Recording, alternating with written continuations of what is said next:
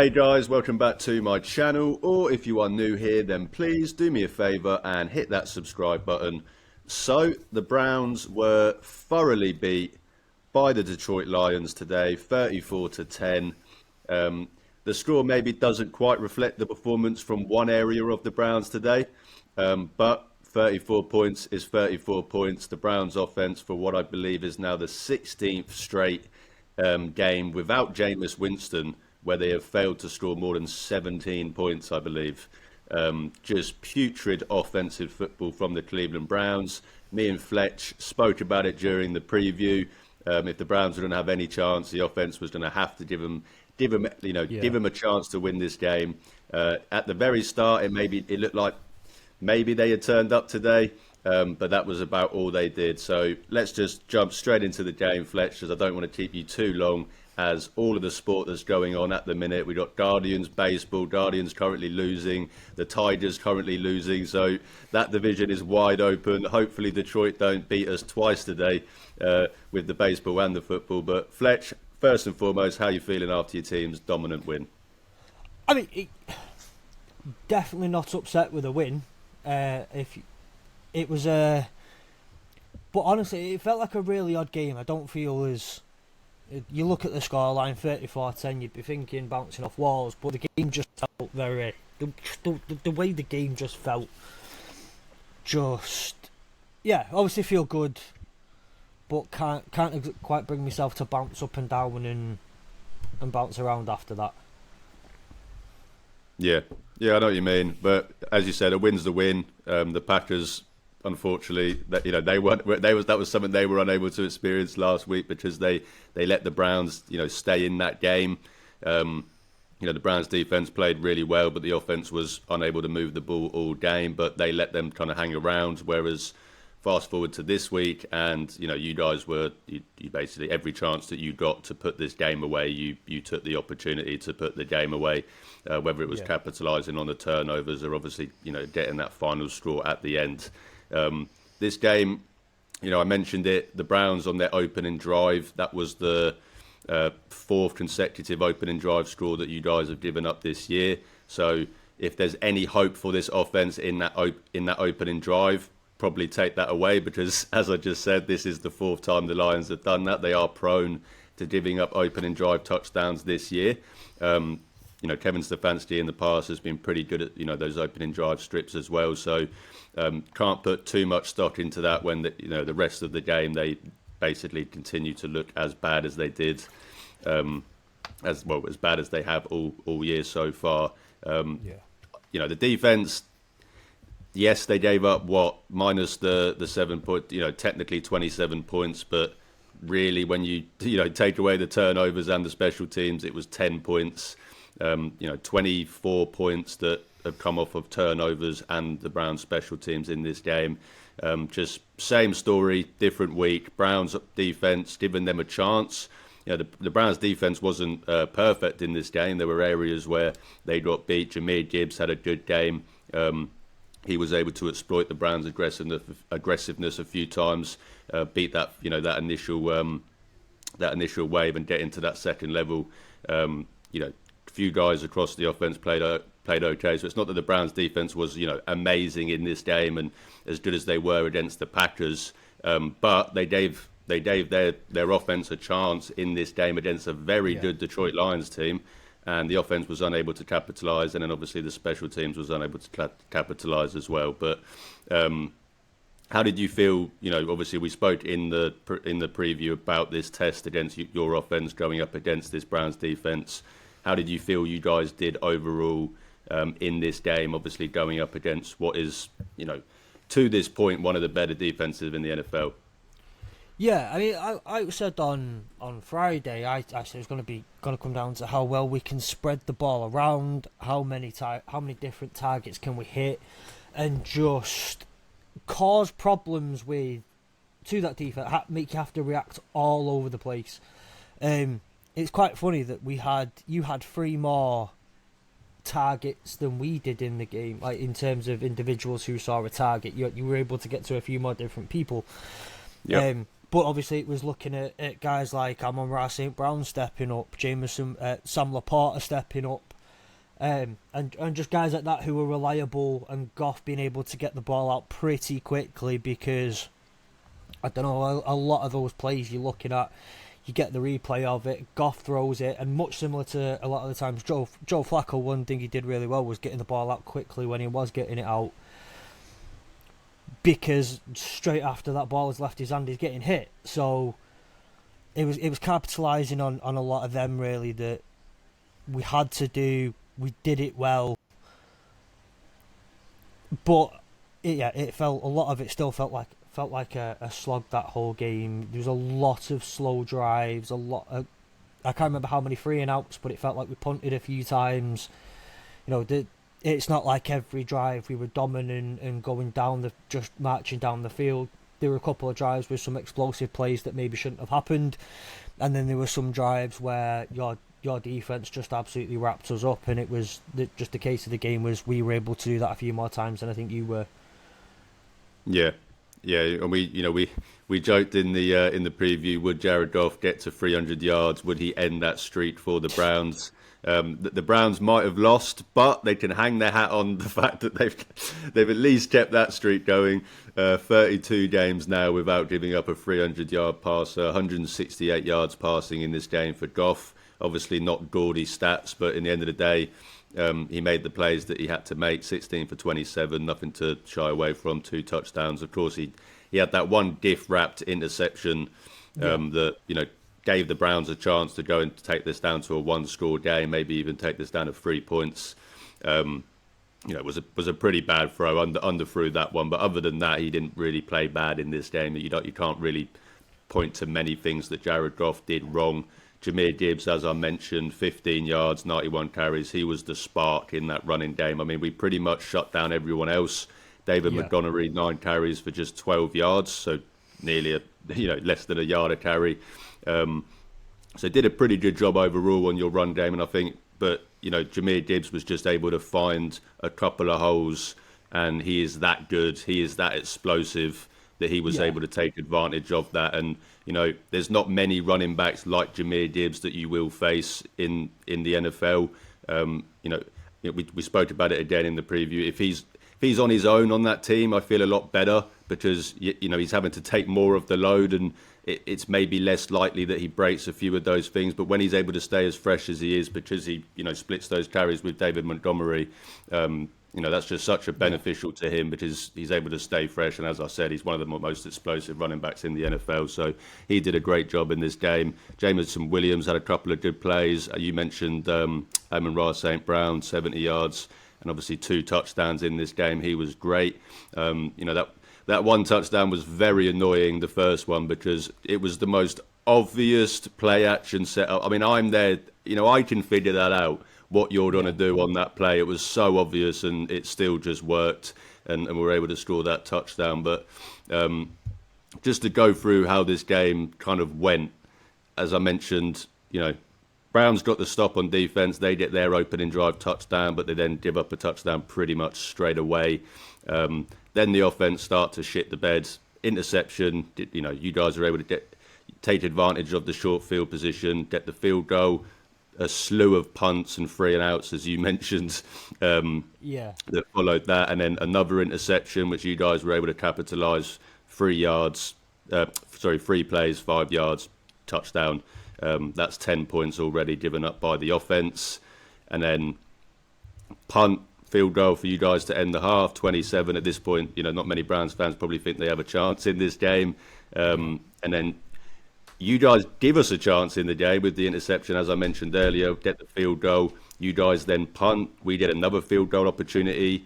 Anjay Smith misses it, but I can't put too much on him. The Browns offense really did not do him any favours by making him have to take a 56-yard field goal there when they should have easily been able to get that down to at least a 40-something yard field goal. And then obviously, the more punts, the fumble that then led to the touchdown, which put the end to the game. So I mentioned it, 27 points off of the Browns offense, turnovers, and the special teams. Browns probably have the worst special teams in the NFL. Browns probably have the worst offense in the NFL. I'll be honest, Fletch, I'm just fucking sick of watching Joe Flacco play quarterback. Like, I didn't want him to play quarterback. In the off season, he was not the guy that I wanted to play quarterback. Yeah. Obviously, he won the job. Fair play to him. But at this point, I'm tired of seeing Joe Flacco. How you're not a Browns fan. Was it as bad as I feel, Joe Flacco, today? Um, I don't know about as bad as it's. I mean, I quite enjoyed watching him play football today. If I'm perfectly honest, no, I think I'm going to sit there and just say I don't think he got as much help as he should have done, as much as he needs. Yeah. It's there are a lot of things where it's frustrating, but you can't put too much of it on Joe Flacco on his own. There's just a lot of things. It's a culmination of so many different things, it seems. So, like I said, there were quite a few times where, I mean, during that first drive, I know you don't want to focus on just the first drive of a whole game because, well, it's not healthy to do so. You can't live off that. But a lot of the things he was doing well was like he was just when he was able to get the ball out quickly and get on some of those and capitalise on some of the mismatchups which you did have. Jerry Judy, how many yards did Jerry Judy get today? Felt like he got loads. 48. And Isaiah should have had 100. Yeah, and Bond getting 58. There were a couple of those mismatches, and a couple of massive plays as well from them where you were able to capitalise. But some of it was just getting the ball out quick, knowing what you, and it was good to watch from if you're from a non-Lions fan point of view. But I think one thing that I was really impressed with was just to look at it from the Lions' perspective is the D-line caused a lot of trouble for him. And like I say, it was a lot of times where he'd get the ball out and he's getting hit by one person, the next person he'd get 2 hits just after launching the ball. And I don't care how long you've been in the league, if you're getting hit on every single play, it wears you down, man. It just wears you down. Yeah, I mean, don't get me wrong. I mean, I've said this every week that I've moaned about Flacco. Of course, he's not getting any help out there. The offensive line is atrocious with 2 backup tackles out there today going up against that defensive line. Cornelius Lucas was genuinely just awful today. Really, really bad, and that's even for a backup tackle, you haven't got that much expectations. But he was really bad today. So obviously, he's not getting much time, and the wide receivers, even when he can sometimes get the ball in their hands, they're dropping passes, etc. But for me, the reason I'm just sick of seeing Joe Flacco out there, and the reason and along with probably every Browns fan at this point is ready for one of those rookies, is just because. The reason Joe Flacco is in there, the only reason Joe Flacco is in there is to play winning football, is because you believe that you can win with Joe Flacco and you expect him to play winning football and protect the ball. And he's an 18-year vet, as you mentioned earlier. 7 turnovers now in 4 games from Joe Flacco. I think actually 8, including that fumble at the end now. Multiple interceptions again in this game. The first one was generally hilarious. I mean, yes, Cedric Tillman, looked like there was miscommunication there and that he ran the wrong route. But even if he did run the right route, that was still going to get picked off. It was generally hilariously how bad he threw that ball straight to was it Kirby Joseph on that one? Kirby Joseph was the first one, yeah. Literally threw the ball straight to him, and then the second one again. Yes, you could argue maybe Jerry Jeudy had a slight nudge. I think that was soft as fuck. I don't think that was a penalty at all. The Lions player made the play on the ball, and Joe Flacco just, maybe you can give him a little bit more credit for that. Not credit, sorry. Maybe you can give him a little bit more grace for that one than the first one. But even still, putting the ball into harm's way. So at this point, you're not winning games with Joe Flacco, and he's turning the ball over. What is the point of him being in there? I think that's what most people are going to get to. They just, you just don't really see the point of him being in there when the offense is as bad as it is. If the offense is bad with one of those rookies, so be it. But at least you're getting development out of the rookie versus the 40-year-old, the 40-year-old in there. So offense was bad overall. As I said earlier, same old story for the Cleveland Browns this week. Just absolutely terrible offense, terrible special teams, putting the ball into harm's way, losing the turnover battle. This is now, I think, nearly 20 games where we've lost the turnover battle, and which meant we've lost the game. You look at Kevin Stefanski's record with the Cleveland Browns. When we lose the turnover battle, we usually lose the game. So, yeah, that's what happens when you put the ball into harm's way. But highlight some of your obviously favourite performances from the Lions today. What guys stood out the most for you? On offense, it has to be. Well, you have to put Amon-Ra St. Brown out there. He made the plays. He 7 targets, 7 receptions. Did everything he needed to do. I was impressed with Jameson Williams overall. I know we only got the two receptions off. I think it's 8 targets, but one of those targets was the gift wrapped on with a bow. Jared Goff may as well have just walked over and said, "Would you like this ball, my friend? Would you like it? Here you go." But I just watching Jameson Williams in the blocking game, when he's not got the ball, when he's not receiving I love watching JMO in the blocking game. And even with that interception, I think it was Sam Laporta who made the tackle. But as Sam Laporta gets a hold of the leg, you see Jameson Williams flying in, and it's that kind of pursuit, the things that I love about guys like that. So I think from an offensive point of view, it has to be those two. Sam Laporta as well, putting in a real shift. On the defense, I loved watching Hutch getting his 2 sacks, and was it the no? Shout out to the guys who make the plays. Obviously, Kirby Joseph and DJ Reed. You've got it, but I was disappointed again with Terry and Arnold. Continue to be disappointed with Terry and Arnold in coverage. Alex Anzalone was one that I thought I was enjoying watching kind of pop off in and around the field, and rather than single out a play, I think there weren't too many players who just kind of, I guess, stood out among the rest in terms of performances. Those guys you have to put down just because they put the numbers up, they made the plays. But I will say one play in particular, or one player who was put in a position that I found really funny at the time. Wouldn't have found it funny, I think, if we were losing or the game was closer. Yeah. But there was one where Decker was put on an island with Myles Garrett. Yeah. Myles Garrett's through it. He's through him to the side. He's got past. And Jahmyr Gibbs has come in as the guy who's next up to stop Myles Garrett. And I was like, jeez, man. Oh, Jahmyr. I'm so glad that play was whistled down before Myles Garrett got to him, because we may not have had a Jahmyr Gibbs for the rest of the year. So... yeah, just shout out. I think the best performances obviously have to be the guys who make the plays. Yeah. Couple of disappointing performances, but other than that. Yeah, I think you guys did a good job overall against the Browns' defensive line, against the Browns' pass rush. Myles Garrett, I think he had a lot of pressures in this game that came up on the broadcast. I think it was about 7 or 8 pressures in the end.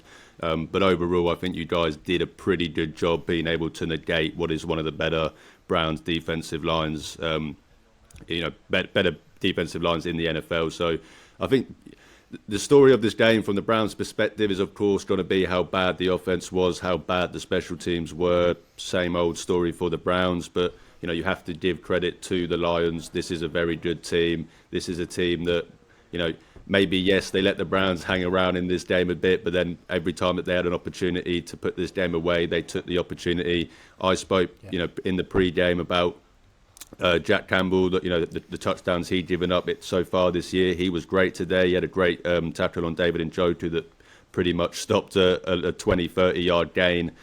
He was good today. Brian Branch was good today.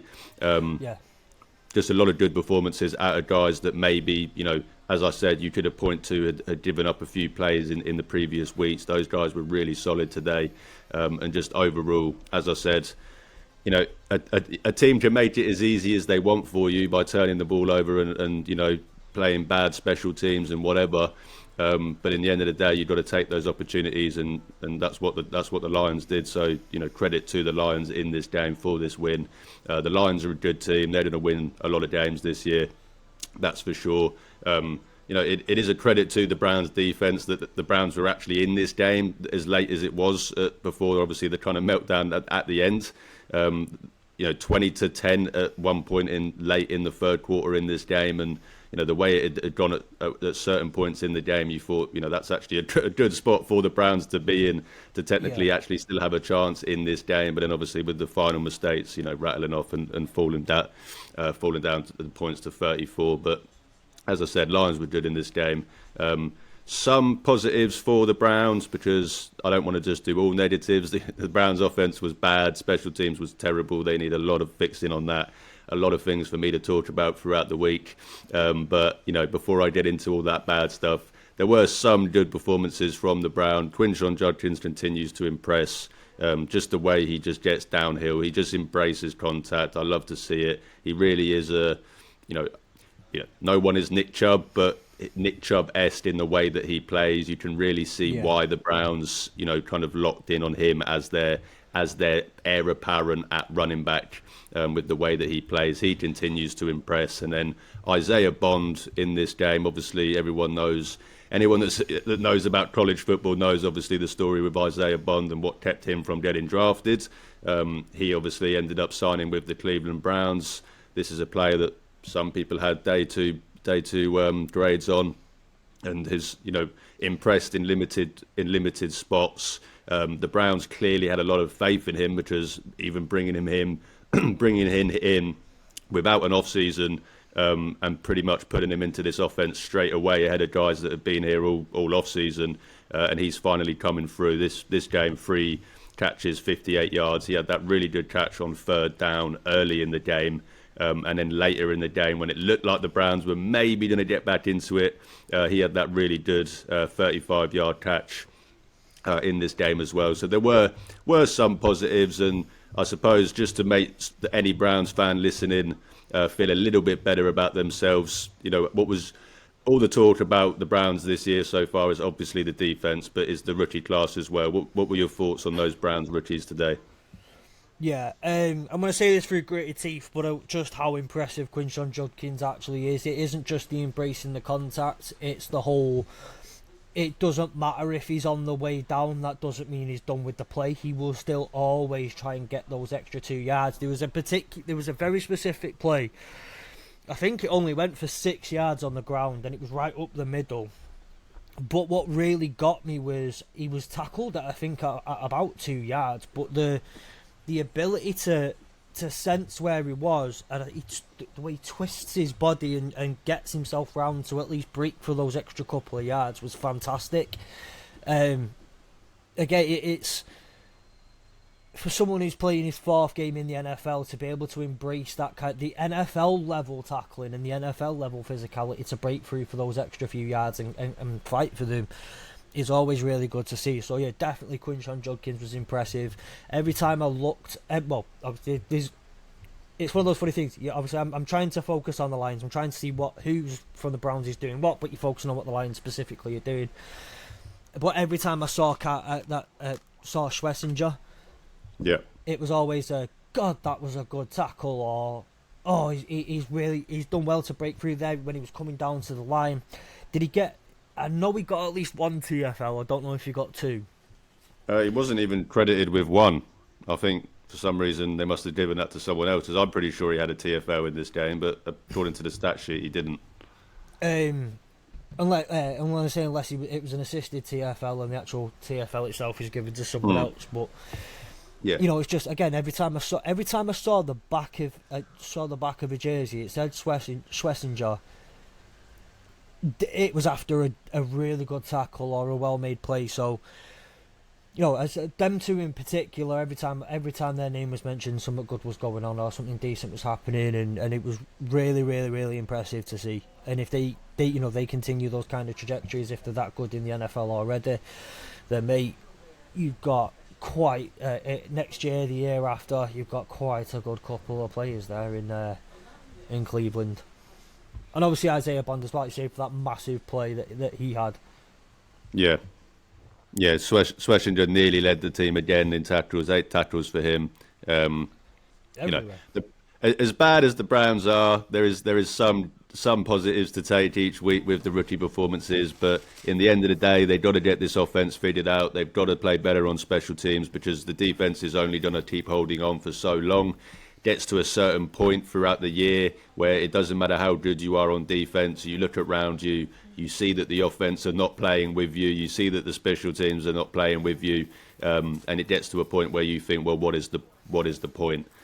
You'd like to think you'd have more pride, but even me in that situation, it's hard to get motivated when every other phase of your team is letting you down. So Browns have got a lot to figure out, as we've said pretty much after most games this year. The offense is a mess. I think most Browns fans are probably ready for Dylan Gabriel.